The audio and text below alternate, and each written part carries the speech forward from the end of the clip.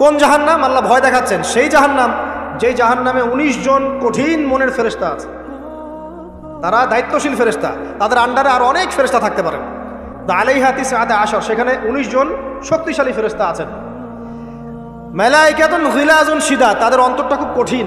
আযাব দেওয়ার সময় যাররা পরিমাণ তারা মায়া দয়া করবেন, আযাব দেওয়ার সময় যাররা পরিমাণ মায়া দয়া তারা করবে না। কবরে যখন ফাসেক জালেম কাফের মুশরিককে পিটানো হবে, তখন কি কেউ মায়া দয়া করবে? তখন যদি বলে ব্যথা পাচ্ছি, তাহলে কি তারা আযাব দেওয়া বন্ধ করে দেবে? শোনেন, সূরা মুমিন নামে একটা সূরা আছে। কোন সূরা? সূরা মুমিনের মধ্যে ফেরাউনের একটা ঘটনা আছে। সেই ঘটনা একটা অ্যামেজিং একটা আয়াত আছে, অ্যামেজিং একটা। আল্লাহ পাক বলছেন যে ফেরাউন এবং তার দলবলকে প্রত্যেক দিন সকালে এবং সন্ধ্যায় 2 বেলা করে জাহান্নামের আগুন যেখানে তারা থাকবে ওইটা উপস্থাপন করা হয়। কথা বুঝতে পারছেন না? ফেরাউন এবং তার দলবলকে প্রত্যেক দিন সকাল সন্ধ্যা জাহান্নামের চিরস্থায়ী আবাস কোনটা হবে এটা উপস্থাপন করে দেখানো হয়। তো এই যে বিষয়, আল্লাহ পাক বলছেন যে তুমি নিজে জাহান্নামের আগুন থেকে বাঁচো, তোমার পরিবারবর্গকে বাঁচাও। কোন জাহান্নাম? যেখানে কঠিন মনের ফেরেশতা আছে। এখন আমরা আগে দেখব কোরআন থেকে যে এখানে এরকম পরিবার কোথায় যে পরিবারগুলো জান্নাতের টুকরা। কয়েকটা করে দেখাচ্ছি, এর কি সমস্যা নেই। কানের উপর একটা চড় লাগাই দেন, যান সে পিছনে যেন ডিস্টার্ব না করে। এখানে বড় ভাই আছে না, যাদের কথা মানুষ শোনে, একটা লাঠি হাতে নেন, যারা বেয়াদবি করবে পিঠা এখান থেকে বের করে দেন, দরকার নাই এটা। তো উমর রাদিয়াল্লাহু আনহু থাকলে এখন তার হাতে লাঠি থাকতো একটা। উনি কেমন মানুষ ছিলেন জানেন? আপনাকে দেখাচ্ছি নাম। আমিরুল মুমিনিন তিনি আসছেন হেঁটে হেঁটে, একজন ব্যক্তি উট নিয়ে যাচ্ছে, উট। তো উটের পিঠে বোঝা দিয়েছে, বেশি বোঝা। তো তার বক্তব্য হচ্ছে উট তো একটা প্রাণী, এর উপর বোঝা বেশি দিলে কি সমস্যা? আমিরুল মুমিনিন তিনি বলছেন যে তুমি কি জানো না যে উটের হক আছে, পশুর অধিকার আছে? 1450 বছর আগে পশুর অধিকার নিয়ে কথা বলেছেন আমিরুল মুমিনিন। আর আজকে এই যে সোকল্ড প্রগতিশীলদের যুগে মানুষের জীবনের কোনো অধিকারের দাম নাই। কথা ঠিক না ঠিক? আচ্ছা, ওই ব্যক্তি যে যুক্তি দিল আমিরুল মুমিনিন, তার হাতে একটা লাঠি ছিল, ওইটা দিয়ে একটা পিটানি। তুমি কি জানো না যে পশুর অধিকার আছে? তার ছেলে একটা পাপ করেছে, সেই পাপের জন্য তাকে দোররা মারার আদেশ করা হয়েছে। এটা জানেন না আপনারা? দোররা মারা হচ্ছে, যে মারছে কাজী সে একটু আস্তে আস্তে মারছে, কারণ আমিরুল মুমিনিন ছেলে। এটা দেখে ওমর রাদিয়াল্লাহু আনহু নিজে দোররা হাতে নিলেন, নিয়ে নিজের হাতে সজোরে দোররা মারা শুরু করলেন। দোররা মারা এখনো শেষ হয় নাই, তাতেই ছেলে ডেড। যে কোনো সভ্যতার বই পড়েন, ইতিহাস বলেন, সংস্কৃতি বলেন, অর্থনীতি, রাজনীতি, যে কোনো টপিকের বই পড়ে শেষ করে ফেলেন, ওমর রাদিয়াল্লাহু আনহুর খেলাফতের মতো স্বর্ণযুগ আপনি পাবেন না। পাবেন? ওই তারা কিভাবে এই স্বর্ণযুগটা অর্জন করেছিল? একটাই কারণ, ইসলামী অনুশাসনের তাবেদারি করা, কঠোরভাবে ইসলামী অনুশাসনের তাবেদারি করা। তখন গিয়ে আপনি ওই সভ্যতা এবং সমাজ পাবেন। আল্লাহ পাক আমাদেরকে বোঝার তৌফিক দেখ, আমিন। তো কোরআনে আসেন, আমরা দেখি কিছু এক্সাম্পল দেখি। 1 নম্বর এক্সাম্পল দিচ্ছি, আদম এবং হাওয়া আলাইহিমুস সালাম, তারা একটা পরিবার না? আচ্ছা, তাদেরকে আল্লাহ পাক ফল খাওয়ার কারণে জান্নাত থেকে নামিয়ে দিলেন না? এই ফলটা খাওয়ার ব্যাপারে, এই গাছের কাছে যাওয়ার ব্যাপারে তাদেরকে উৎসাহিত করেছিল কে? ইবলিস। ইবলিস বলেছিল যে হাল আদুল্লুকা আলা শাজারাতিল খুলদি ওয়া মুলকিন লা ইয়াবলা, হে আদম এবং হাওয়া, আমি কি তোমাদেরকে এমন গাছের সন্ধান দিব না যে গাছের কাছে গেলে তোমরা চিরস্থায়ী হয়ে যাবে এবং বিশাল রাজত্বের অধিকারী হবে? চিরস্থায়িত্বের টোপ এবং রাজত্বের টোপ, এই দুটো দিয়ে তারা আদম এবং হাওয়া আলাইহিমুস সালামকে ডিসিভ করেছে। এই ফল খাওয়ার সাথে সাথে আল্লাহ পাক তাদেরকে বের করে দেন নাই, বরং ফল খাওয়ার সাথে সাথে তাদের গায়ে জান্নাতের যে পোশাকটা ছিল না, এটা খুলে পড়ে গেছে। এই পোশাকটা খুলে ফেললো কে বলেন? ইবলিস, শয়তান। আল্লাহ পাক এটাই বলছেন, ইয়া বানি আদম, হে বনু আদম, লা ইয়াফতিনান্নাকুমুশ শাইতান, শয়তান যেন তোমাদেরকে ফিতনায় না ফেলতে পারে। কামা আখরাজা আবাওয়াইকুম মিনাল জান্নাহ, ঠিক যেমন করে সে তোমাদের পিতামাতাকে জান্নাত থেকে বের করে দিয়েছে। ইয়ানজিউ আনহুমা লিবাসাহুমা, শয়তান তোমাদের পিতামাতার লেবাস পোশাক খুলে ফেলে দিয়েছিল, লিউরিয়াহুমা মিন সাওআতিহিমা, যাতে করে তাদের লজ্জাস্থান উন্মুক্ত হয়ে যায়। তাহলে আমাদের পিতামাতাকে নগ্ন করে দিয়েছিল কে? ইবলিস। তাহলে এখন আপনি বলেন আমাকে, এই যুগে যারা মুসলিমদের, মুমিনদের, নরনারীদের গা থেকে পোশাক খুলে ফেলতে চায়, এরা কার এজেন্ট বলেন? বুঝতে পারছেন এবার? এই যে নগ্নতা অশ্লীলতার যে আন্দোলন চলছে, হ্যাঁ, হাজার বছরের সংস্কৃতি, আমরা মাদেরকে দেখেছি ব্লাউজ পরতো না, নাউজুবিল্লাহ, এই সেই, হ্যাঁ আমরা এরকমই পোশাক পরবো। ছোট হতে হতে হতে হতে এখন এক পর্যায়ে দেখবেন বিকিনি পরে ঘুরবে কয়দিন পর, দেখবেন। বিশ্বাস করছেন না এই কথাটা? দেখবেন ইনশাল্লাহ, আল্লাহ না করুক, তবে হবে, এটা আমি জানি, বিকজ হাদিস আমি পড়েছি। শেষ জামানায় এরকম নগ্নতা, অশ্লীলতা, বেহায়াপনা বাড়তেই থাকে। এবং এমন একটা সময় আসবে যে মানুষ রাস্তাঘাটে জেনা করবে। ওই যুগের সবচেয়ে ভালো ব্যক্তি হবে সে, যে তাকে গিয়ে বলবে, বাবা তুমি এইখানে জেনা করছো ভালো, একটু দেওয়ালের পিছনে যেতে পারলা না? সে হবে ওই জমানার ভালো ব্যক্তি। আপনি হাদিসটা বিশ্বাস করলেন না? আমি নিজে হাদিস পড়েছি যে রাস্তাঘাটে মানুষ জেনা করবে। তো এই যে নগ্নতা আর অশ্লীলতার যে সংস্কৃতি চলছে না, এই কাপড় খুলে ফেলার যে ট্রেন্ড এবং রেভলিউশনের দিকে মানুষ যাচ্ছে এখন, মেয়েরা স্পেশালি, এরা নিঃসন্দেহে মানুষ শয়তান, নিঃসন্দেহে। কারণ ওই যে শয়তান আমাদের পিতামাতার কাপড় খুলে ফেলেছিল, এরা তার এজেন্ট। এরা আমার বোনের গা থেকে কাপড় খুলতে চায়, এরা আপনার স্ত্রীর গা থেকে কাপড় খুলতে চায়, এরা আপনার মায়ের গা থেকে কাপড় খুলতে চায় এবং বলতে চায় এটা স্বাধীনতা। আরে বোকা মানুষ, এই পৃথিবীতে মানুষ স্বাধীন নয়, এই পৃথিবীতে কোনো মানুষই স্বাধীন নয়। মানুষ কিভাবে স্বাধীন হতে পারে? এখানে পৃথিবীতে যতদিন থাকবে মানুষ আল্লাহর দাসত্বের মধ্যে থাকবে। যে মানুষ নিজেকে স্বাধীন মনে করে সে শয়তানের তাবেদারি করে। এই পৃথিবীতে কোনো মানুষই স্বতন্ত্র স্বাধীন নয়, বরং আল্লাহ পাকের দাসত্বের অধীনে সে পরাধীন। মানুষ বুঝতে চায় না যে স্বাধীনতার ডেফিনেশন কি। আল্লাহ পাকের রুলস এবং রেগুলেশনস মেনে চললে পরে আমি তখন স্বতন্ত্র স্বাধীন, আল্লাহর দাসত্বের অধীনে, দাসত্বের বাইরে গিয়ে নয়। আর আল্লাহ পাকের দাসত্বের 5 পয়সা পরোয়া না করে নিজেকে যদি স্বাধীন মনে করে, সে তো শয়তানের চেলা। কথা কি বুঝতে পারছেন? আসেন, এই যে আমাদের পিতামাতাকে ওখান থেকে নামিয়ে দেওয়া হলো, তারা দুজন কিন্তু এই পৃথিবীতে যে কষ্টের জীবন তারা কিন্তু একসাথে অতিবাহিত করছে, করেন নাই? তো এই যে কষ্ট দুঃখ একসাথে পথ চলা, স্বামী স্ত্রীর এই যে একটা বন্ধন, মায়াবী একটা হৃদ্যতার বন্ধন, এটাই হচ্ছে পরিবারের ভিত্তি। আমি আদর্শ পরিবারের দিকে যাচ্ছি আস্তে আস্তে ইনশাআল্লাহ। কোরআন থেকে আপনাকে কয়েকটা দলিল দিচ্ছি। এবার দেখবেন তাদের সন্তান হাবিল কাবিল, ওই যে কি হলো, কাবিল হাবিলকে, পড়েন নাই? কাবিল হাবিলকে হত্যা করলো। এখানে হত্যার মূল কারণ কি ছিল? হিংসা। কাবিলের কোরবানি কবুল হচ্ছে না, হাবিলেরটা হচ্ছে। তার মানে বুঝলাম পৃথিবীতে ফাসাদ ছড়িয়ে পড়বে, পরিবারে ফাসাদ ছড়িয়ে পড়বে, তার অন্যতম একটা কারণ হচ্ছে ঈর্ষা বা হিংসা। আসলে ঈর্ষা হিংসা এক জিনিস নয়, এখানে মূল কারণ হচ্ছে হিংসা। তো আমাদের পরিবার জান্নাতের টুকরা হবে ইনশাল্লাহ যদি স্বামী স্ত্রীর মধ্যে হিংসা না থাকে, পরিবারের সদস্যদের মধ্যে পরশ্রী কাতরতা না থাকে। একটু মনোযোগ দেন। তারপরে সামনে যান, ওই যে নূহ আলাইহিস সালামের নাম শুনেছেন? আচ্ছা, কত বছর দাওয়াত দিয়েছেন বলেন? এই তো মাশাআল্লাহ 950 বছর। 950 বছর দাওয়াত দেওয়ার পর 40 বা 80টা পরিবার ইসলাম কবুল করেছে। বাকিরা আল্লাহ পাকের গজবে ডুবে গেছে। এখন ডুবে যাওয়ার মধ্যে কি তার ছেলেও ছিল না? নূহ আলাইহিস সালাম আল্লাহকে বলছেন, আল্লাহ ইন্নাহু মিন আহলি, সে আমার পরিবারের একজন, তাকে হেফাজত করে বাঁচাও, আল্লাহ মাফ করে দাও। আল্লাহ পাক বলছেন লাইসা মিন আহলিক, সে তোমার পরিবারের কেউ না। এখান থেকে আরেকটা দলিল দেই, লুত, কমে লুতের নাম শুনেছেন? মানে সমকামী, ছেলে ছেলে বিয়ে করে, যেটা এখন ছড়িয়ে পড়ছে দিন দিন।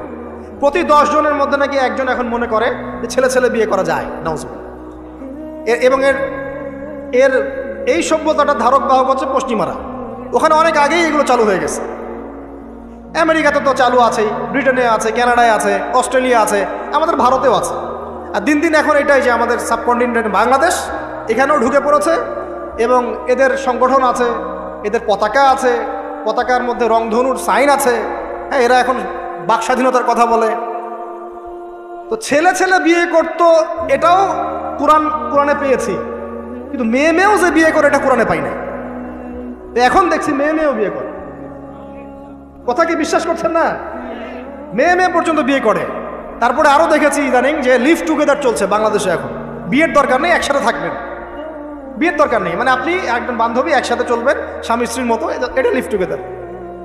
বলবে যে উন্নত সভ্যতার এগিয়ে গেছে, আমরা পিছিয়ে থাকবো কেন? শোনো, তোমরা আগাচ্ছ ঠিকই, তোমরা আগাচ্ছ কোন দিকে জানো? তোমরা আগাচ্ছ জাহান্নামের দিকে। তোমরা জাহান্নামের দিকে আগাচ্ছ, তোমরা ঠিকই আগাচ্ছ, অস্বীকার করছি না। তোমরা এগিয়ে যাচ্ছ ঠিকই, বাট জাহান্নামের দিকে। তোমাদের তাকদীরে যদি হেদায়েত না থাকে, জাহান্নামের মর্মান্তিক আযাব থেকে কেউ বাঁচাতে পারবে না। তো এই কওমে লূতকে আল্লাহ পাক ধ্বংস করেছেন নির্মমভাবে। ফেরেশতাদের পাখা দিয়ে পুরো জাতিটাকে তুলে, ওই যে কওমে লূত জর্ডান ডেড সি ওই জায়গাটা, উপর থেকে পাথর বর্ষণ করে রজম করে উল্টা দিকে আবার দফন করে দেওয়া হয়েছে। এই কওমে লূতের নবীর নাম ছিলেন লূত আলাইহিস সালাম, ঠিক আছে? তার স্ত্রী পর্যন্ত কিন্তু ঈমান আনেন নাই, ঠিক নূহ আলাইহিস সালামের স্ত্রীর মতোই। নূহ আলাইহিস সালামের সন্তান স্ত্রী ঈমান আনে নাই, লূত আলাইহিস সালামের স্ত্রী ঈমান আনেন নাই। এবার এখান থেকে আমাদের পারিবারিক হেদায়েতটা কি বলেন? আপনি যদি একজন আলেমের সন্তানও হন, আপনি যদি একজন মুহাদ্দিস মুফাসসির মুফতিরও সন্তান হন, নিজে যদি তাকওয়া ঈমান অর্জন করতে ব্যর্থ হন, আপনার বংশ, আপনার পরিচয়, আপনার জাতীয়তাবাদ, আপনার রক্ত, বর্ণ কোনো কিছুই আপনাকে জাহান্নামের আগুন থেকে বাঁচাতে পারবে না। এই জন্য নবী সাল্লাল্লাহু আলাইহি ওয়াসাল্লাম তার কলিজার টুকরা মেয়ে ফাতিমা রাদিয়াল্লাহু আনহাকে বলছেন, হে ফাতিমা, দুনিয়াতে আমার কাছে যা চাওয়ার তুমি চেয়ে নাও, পরকালে আমি তোমার কিন্তু কোনো হেল্প করতে পারবো না। কিন্তু আমরা জানি নবী সাল্লাল্লাহু আলাইহি ওয়াসাল্লাম সবার জন্য আমভাবে সুপারিশ করবেন। তিনি তার স্ত্রী আয়েশা রাদিয়াল্লাহু আনহাকে কাঁদতে দেখে বলছেন, হে আয়েশা, কি জন্য কাঁদছো? আয়েশা রাদিয়াল্লাহু আনহা বলছেন, আল্লাহর আযাবের ভয়ে কাঁদছি ইয়া রাসূলুল্লাহ। নবী সাল্লাল্লাহু আলাইহি ওয়াসাল্লাম বলছেন, আয়েশা, তিনটা জায়গা থাকবে কিয়ামতের মাঠে যখন আমিও তোমাকে চিনতে পারবো না, তুমিও আমাকে চিনতে পারবে না। এক, যখন আমলনামা ছুড়ে দেওয়া হবে, ইকরা কিতাবাক ওয়া কাফা বিনাফসিকা আল-ইয়াওমা আলাইকা হাসিবা, কেউ কাউকে চিনবে না, সবাই ইয়া নাফসি ইয়া নাফসি। একটা হচ্ছে পুলসিরাত পার হওয়ার সময় কেউ কাউকে চিনবে না, ইয়া নাফসি। আরেকটা হচ্ছে যখন আমলনামা ওজন করা হবে মিজান, কেউ কাউকে চিনবে না। এখন যাদেরকে আপনার আপন মনে হচ্ছে না, আমি একটা কথা তো অনেকদিন বলেছি যে আল্লাহ সুবহানাহু ওয়া তাআলা ছাড়া ইহকাল পরকালে আমাদের প্রকৃত আপন কেউই নাই। কথা বুঝতে পারছেন না? না, সময় হোক বুঝতে পারবেন। এই যে যাদের কথা চিন্তা করে আপনি দুর্নীতি করছেন, ঘুষ খাচ্ছেন, সুদ খাচ্ছেন, এরা আপনাকে চিনবে না মরার পরেই। আপনি মারা যাবেন, এরা আপনাকে চিনবে না পরকালে।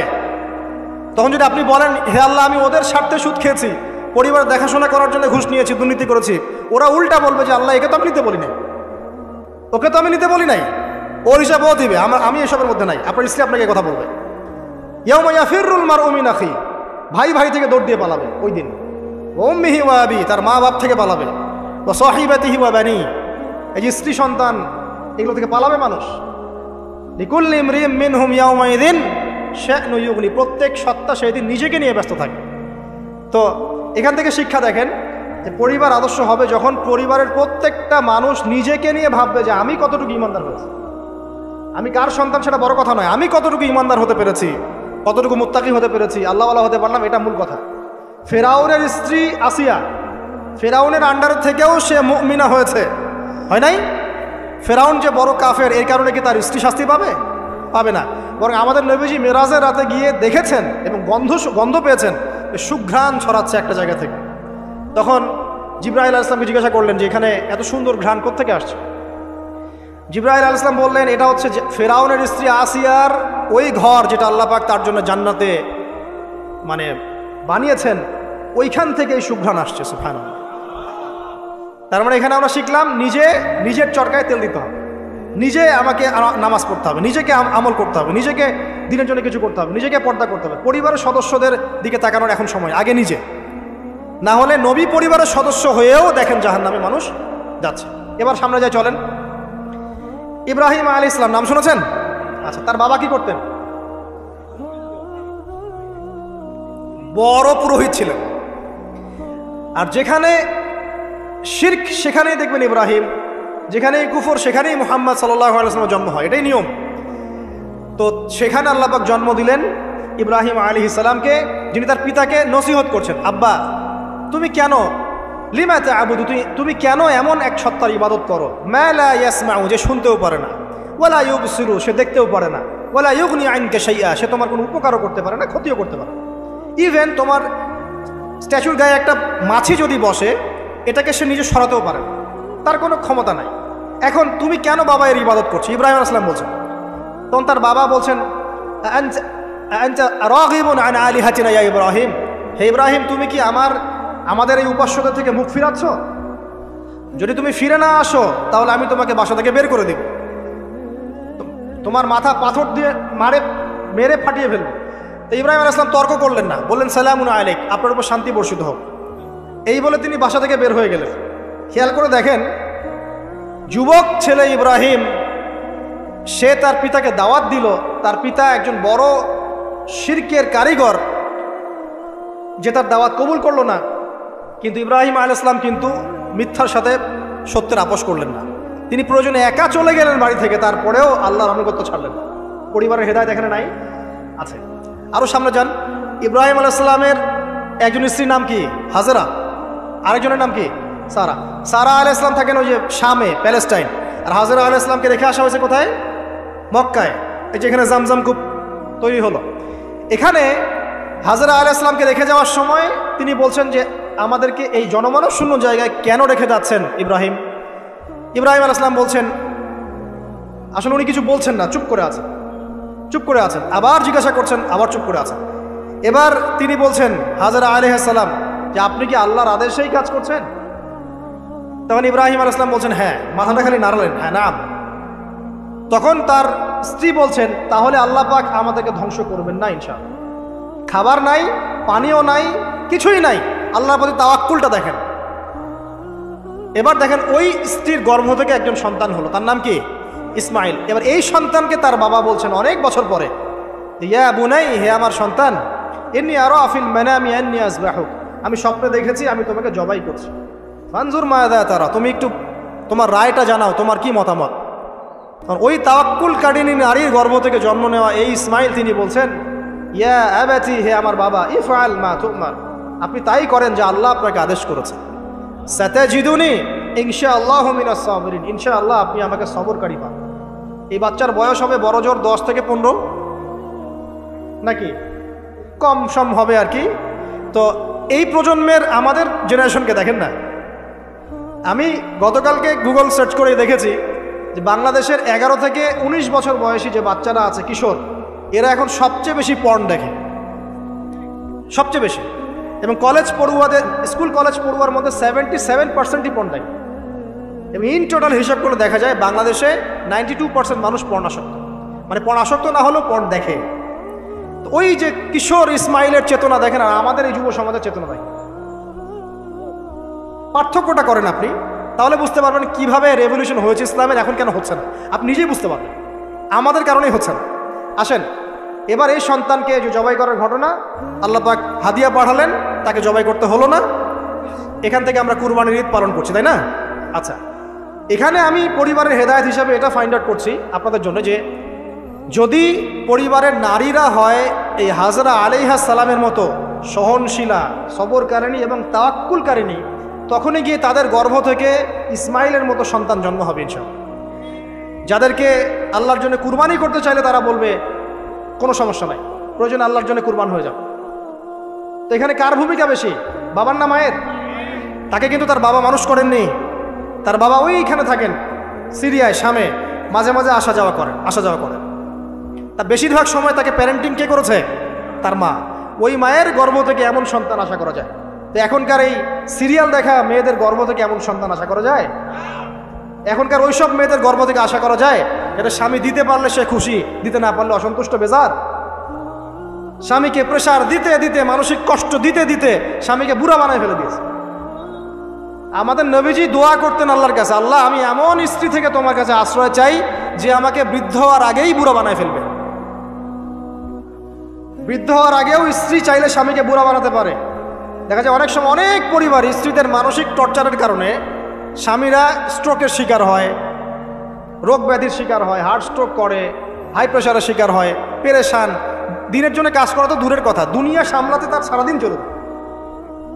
এই নারীরা কি হাজরা আলাইহিস সালামের মতো? যখন এমন নারীরা ঘরে ঘরে তৈরি হবে তখন দেখবেন আদর্শ পরিবার ঠিকই গঠিত হবে ইনশাআল্লাহ। তো বিয়ে করলে এই ধরনের মেয়েকে করবেন।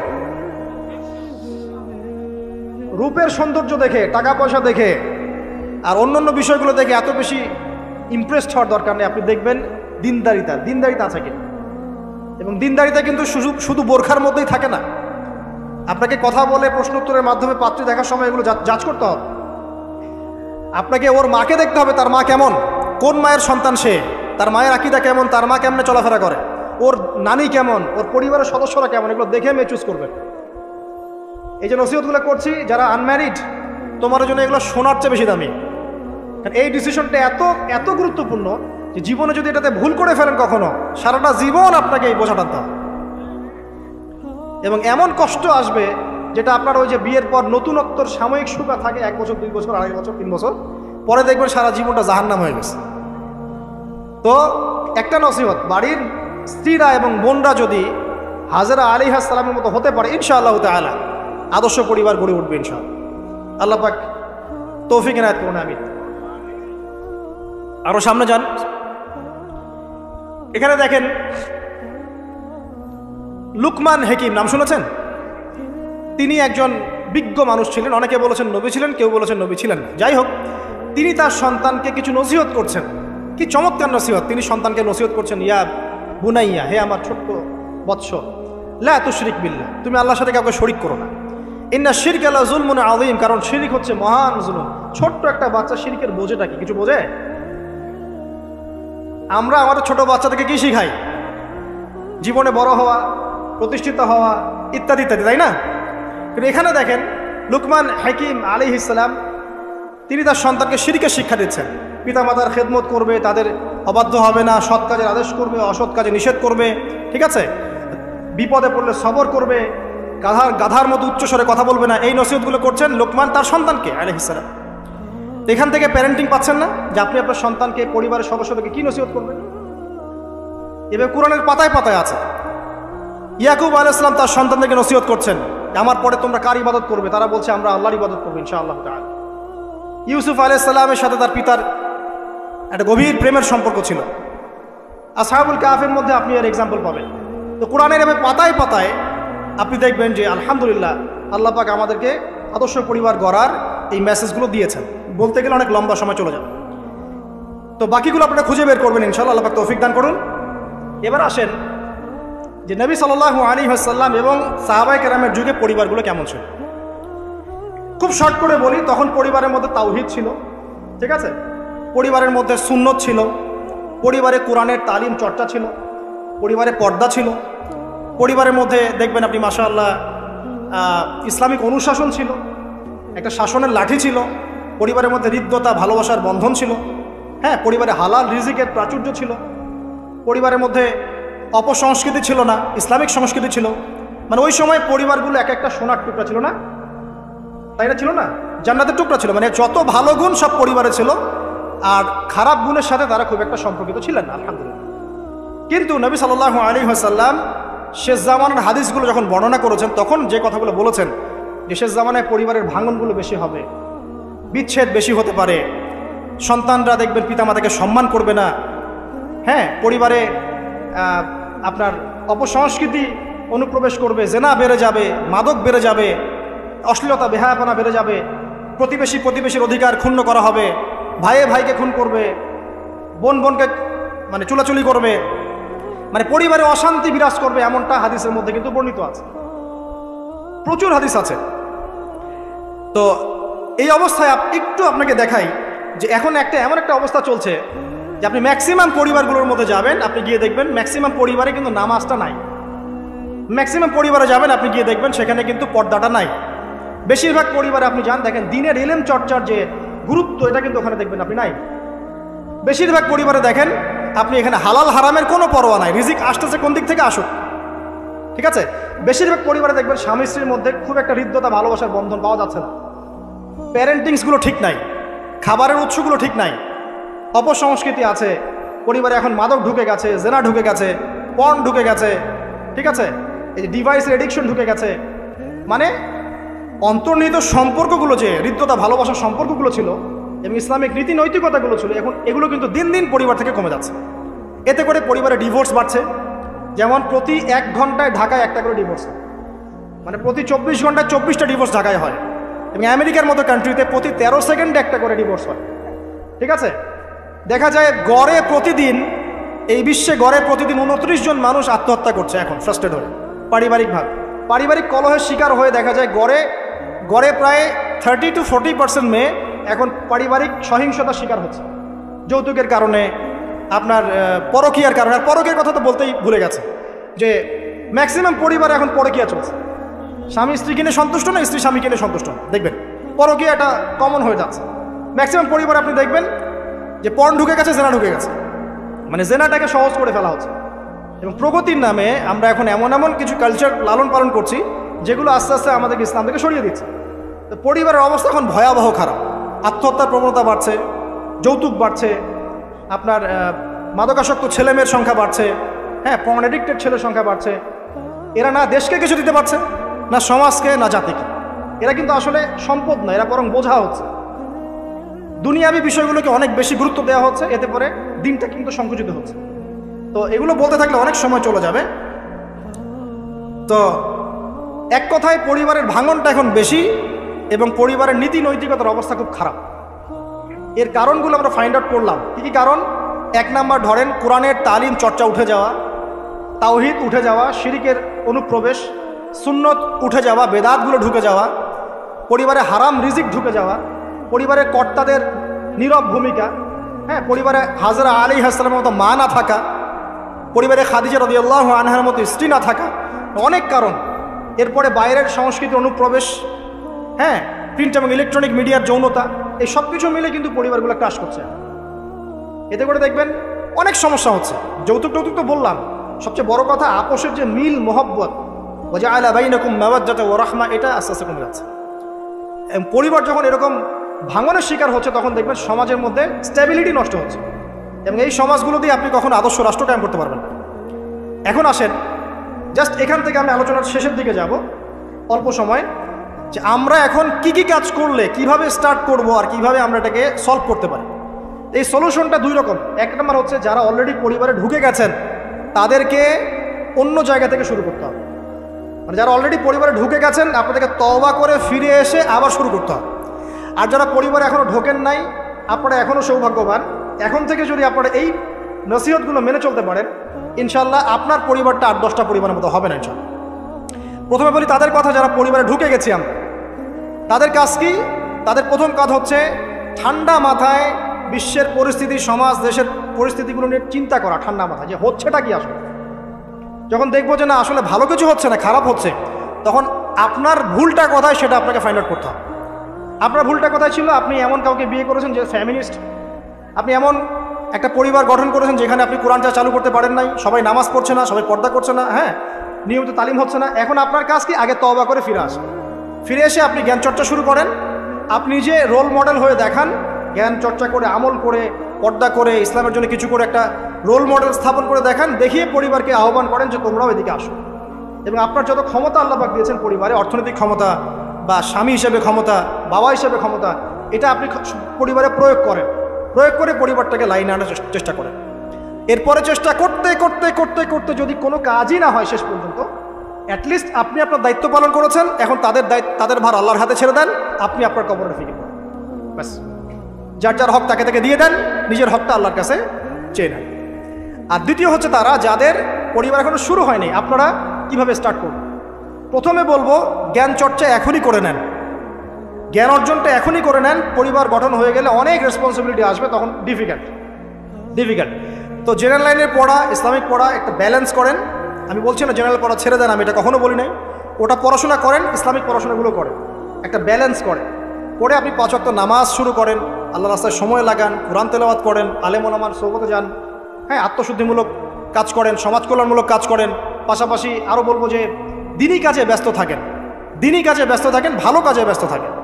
এভাবে নিজের ভিতরটাকে আগে পরিশুদ্ধ করে নেন। এরপর আপনি একটা হালাল রিজিকের চেষ্টা করেন, একটা হালাল পবিত্র রিজিক হোক, সেটা কৃষিকাজ। লজ্জার কিচ্ছু নাই, কৃষিকাজ লজ্জার কোনো প্রফেশন নয়, গর্বের প্রফেশন। কারণ আল্লাহ পাক বহু নবীকে রাখালি করিয়েছেন, পশুপালন করিয়েছেন। জানেন, মুসা আলাইহিস সালামকে আল্লাহ পাক পশুপালন করিয়েছেন 8 বছর 10 বছর। এগুলো কোনো লজ্জার প্রফেশন নয়, এটা গর্বের প্রফেশন। আপনি হালাল রিজিক, অর্থনীতি হোক, আপনার কৃষিভিত্তিক হোক, বা ব্যবসা করেন হালাল কোনো, বা গভর্নমেন্ট জব, বড় বড় গভর্নমেন্ট জবের জন্য ট্রাই করেন, সেটাও ভালো। যদি না পান, বেসরকারি জব পান, আলহামদুলিল্লাহ। খেয়াল রাখবেন, জব করতে গিয়ে, ব্যবসা করতে গিয়ে এবং রিজিকের সন্ধান করতে গিয়ে আপনার নামাজ যেন ছুটে না যায়, আপনার রিজিকে হারাম যেন ঢুকে না যায়, আপনাকে যেন সুদ খেতে না হয়, আপনাকে যেন ফ্রি মিক্সিংয়ে যেতে না হয়, এগুলো খেয়াল রাখেন। খেয়াল রেখে একটা হালাল রিজিকের সোর্স আগে বের করেন। প্রয়োজনে উদ্যোক্তা হন, নতুন কিছু উদ্যোগ গ্রহণ করেন, উদ্যোক্তা হয়ে নিজে কিছু প্রতিষ্ঠা করে দেখান, এমন কিছু করেন। এরপরে আপনি বিয়ের ফিকিরটা করেন। রিজিকের ব্যবস্থাটাকে করে নেন, তারপরে ওইদিকে যান।